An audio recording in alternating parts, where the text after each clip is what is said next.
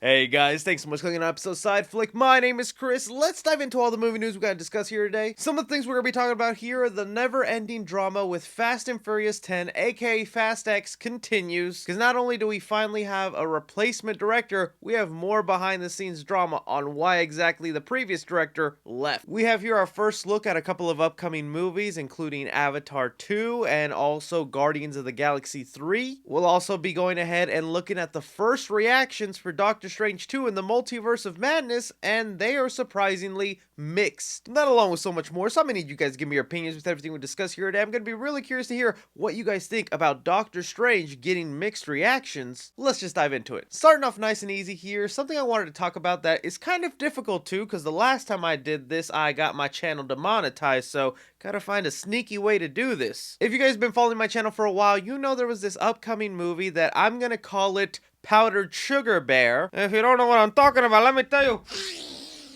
Oh, the powdered sugar good. No, not good enough? Okay, there's a photo. Here's a photo of what we're talking about now. Yeah, that C word isn't allowed on YouTube for obvious reasons, so we're gonna call it powder sugar. Well, we had heard about the premise for this movie for a while, and we were waiting to see if it was actually gonna happen. It was basically a true story about a bear that found himself a bag filled with powdered sugar, sniffed the heck out of it, and then just went on a crazy rampage. Sometimes we hear about these movies and they never end up happening. Well, here we finally got the announcement that it is happening, and we got the release date. Powdered Sugar Bear will now be releasing February 24th of 2023 next year. That's a pretty nice release date for it. It is being directed by Elizabeth Banks and will be produced by Phil Lord and Chris Miller, same people involved with the Spider-Verse. And now we have the exact plot that goes as the movie finds an oddball group of cops, criminals, tourists, and teens converging in a Georgia forest where a 500-pound apex predator has ingested a staggering amount of powdered sugar and gone on a coke-fueled rampage for more blow and blood. To me, it's just one of those premises that sounds fun and interesting enough. A bear getting ingested with all that stuff, then going on full attack mode. What is that gonna look like? And is this thing gonna have powdered sugar on its nose the entire movie?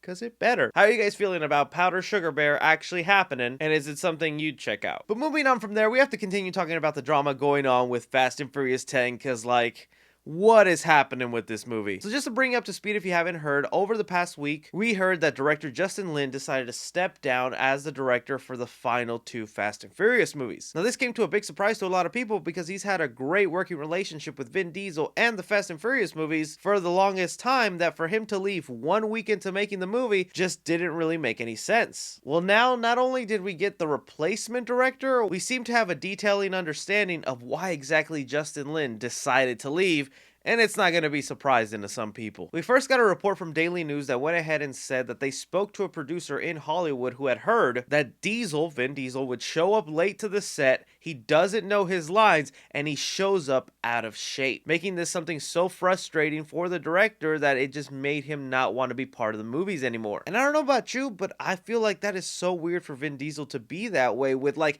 his starring franchise. I don't know if like just becoming the lead of Fast and Furious has turned his ego so huge, but that just sounds pure unprofessional right there, showing up not knowing your lines, also late to work. That's like a big no-no. Everybody's on a schedule and they got to get things done quick. But even worse, showing up out of shape. Like, what? Come on, man. The family needs them abs. It was also rumored that these same things were happening on the set with Dwayne "The Rock" Johnson, and was one of the reasons that he was just so mad at Vin Diesel. And you know what? I wouldn't blame Dwayne Johnson. From everything we've seen about The Rock in Hollywood, he is a very professional man, always on time, takes everything seriously. So if he's working with someone that doesn't even want to show up on time, doesn't even want to work out, I'm sure that's like a huge pet peeve for Dwayne. Then we started hearing a little bit more reliable information from some big sources like The Hollywood Reporter that went and found out that another reason Justin Lin just was not happy is because the studio and Vin Diesel were making constant changes to the script. They were having debates about what locations to shoot it at, what should happen with some of the characters, and we kind of heard about this even before the director left. Remember, here on Sideflick, I talked about how one of the characters, Mia, was not supposed to be in Fast and Furious 10, but then Vin Diesel demanded that they find a way to fit her in the script. It could be that there was a lot more other demands that Vin Diesel was making sure happens in this film that was just so hard for Justin Lin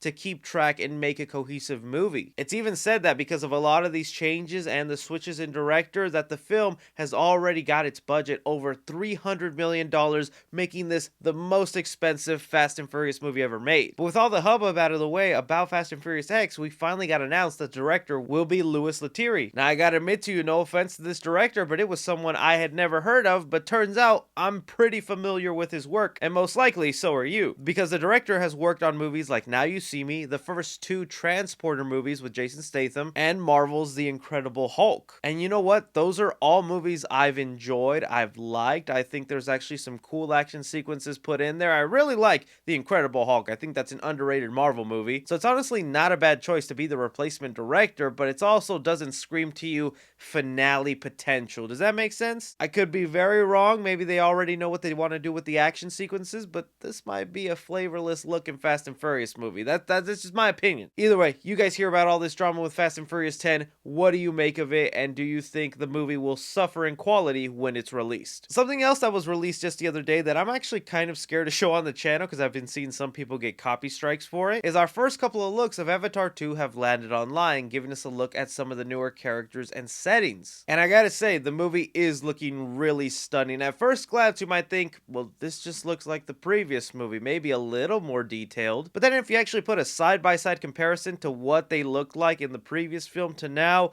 you can see a major upgrade in technology and a lot of the details, not only in their eyes, their facial expressions. I know I'm the crazy one who's betting against James Cameron, which is something you never want to do because the man always seems to win at the box office, but I just got that gut feeling telling me like I'm gonna watch this movie. I'll probably enjoy it, but I just don't think it's gonna be a big success like the last movie. I feel too much time has passed on and I just don't feel the general hype for this movie. I know I'm gonna be eating those words up, but I'm just being honest. I can't wait to go see Doctor Strange in the theaters and see that first trailer because maybe after I see that I'm gonna be like, you know what, I was entirely wrong, guys.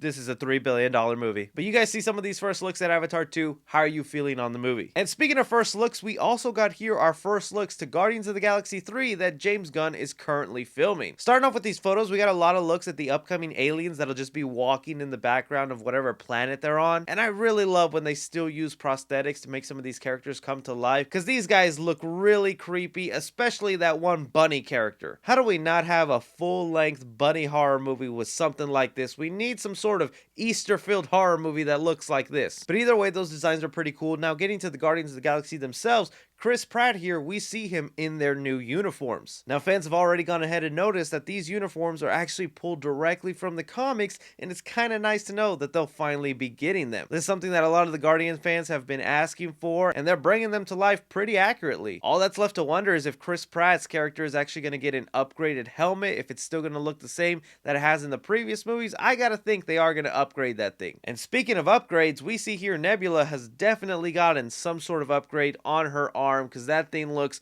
really high tech. I'm thinking this Guardian movie is going to take us into a major time jump where we'll be skipping a lot of years from when we last saw them, whether that's in Thor Love and Thunder or from Guardians 2. Because we know it's enough time from Groot to go to an adolescent all the way to a damn Chad, or I should say a hunk of chunk of wood. Either way, these first looks I think are really exciting. I can't wait to see the movie go down and how the other Guardians look in these uniforms. How are you guys feeling on the first look at Guardians of the Galaxy 3? But now moving on here to some of the reactions to Doctor Strange the Multiverse of Madness, because I was not expecting them to be this mixed. Now, of course, it should go without saying, if there's a movie you're looking forward to, it's always best for you to actually see it for yourself and make your own opinion. But I also like that we're in a movie space and we can see the different opinions from people and get an idea of what people think of these movies. So starting off here with some of the reactions, we have here one from Eric Davis who says, by far the creepiest, gnarliest, zaniest, most haunting and terrifying Marvel movie. Multiverse of Madness definitely brings the Sam Raimi horror vibes, and I love that about it. Danny Elfman's music is a perfect fit for the film's odd,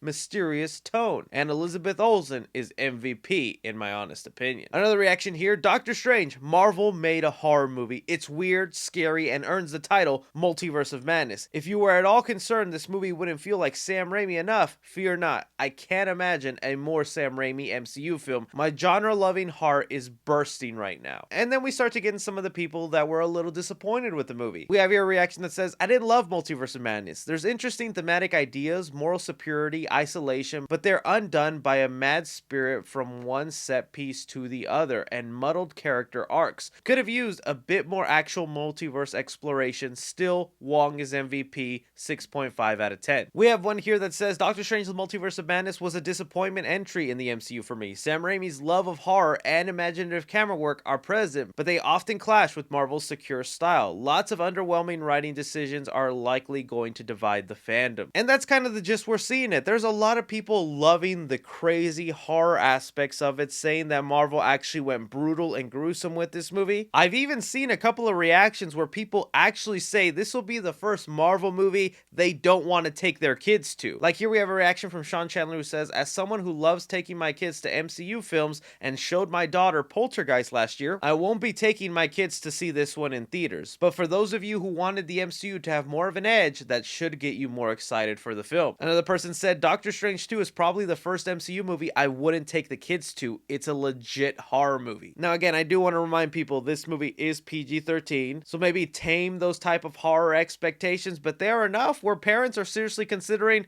this might not be okay for little Chonito. But you know what, as an adult with no little ones running around, screw them kids. That excites the heck out of me. Hearing it's messy or that some of the story structure elements don't completely work, but visually it's up there. It's got that same Raimi style. It goes wild, brutal, and gruesome.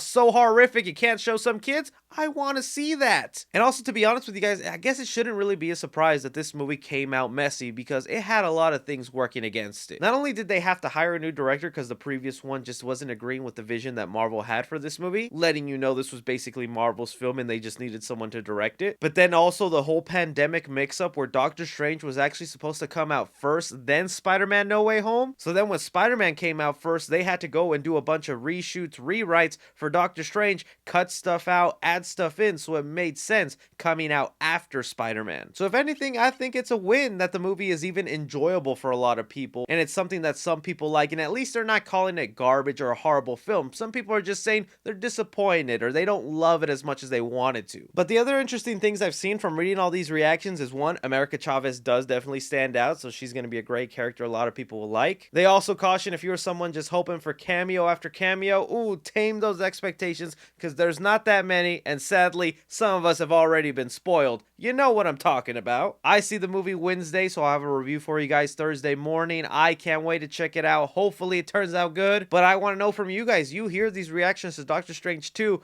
Are you a little scared? What do you think about it? Do you think you'll be someone who likes it or will be disappointed with it? But that is all the movie news we currently have going on right now, guys. I want to thank you so much for taking time out of your day to watch me talk some movies. Don't be forgetting to hit that like button. Subscribe if you haven't already. Follow me on Twitter at 3C Films or on TikTok at 3C Films. But as always, I'm Chris. Take care.